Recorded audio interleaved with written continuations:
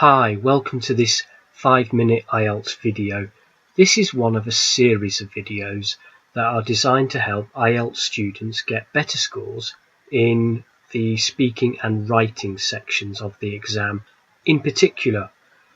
Also, these videos are designed to be short and simple, maximum 5 minutes.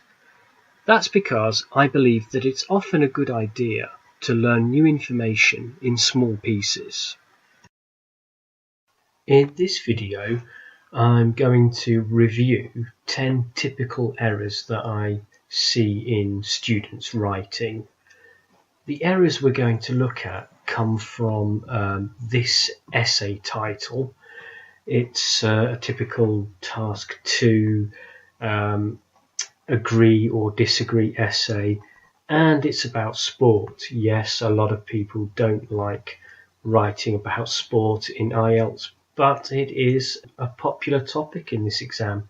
What I want you to do now is pause this video for between 2 to 5 minutes, maybe longer if you like, and try to find as many of these errors as you can. Remember, there are 10 in total. When you've finished, I'm going to review these mistakes with you, explaining why they are mistakes and how we can correct them. Okay? Let's look at the first paragraph. The first error is here. We're missing the S on the third person verb. This is a very common mistake that people make, but it's one you should avoid, of course. Next, we need to change this into these, and we need to make a plural here.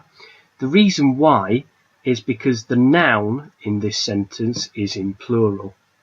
And finally, in this paragraph, we need to remove the T to make outweigh. Now I'm going to talk about the second paragraph. The first error we see is here. Instead of spend for, we need spend on. Next, I need to remove the S from transport. The reason why is because this noun is uncountable. Next, I need to delete of. Many of is not an expression in English. We can use many, or we could use plenty of in this case. Now I need to add something, and. The reason why is because I have a list of words here: architects, builders, engineers. I must have and before the final part of this list. And finally, in this paragraph, I need to add ed to the verb employed. What we have here is a passive structure, and some students forget that the verb is a past participle, not an infinitive. Now, let's move on to the final paragraph. And we're missing such.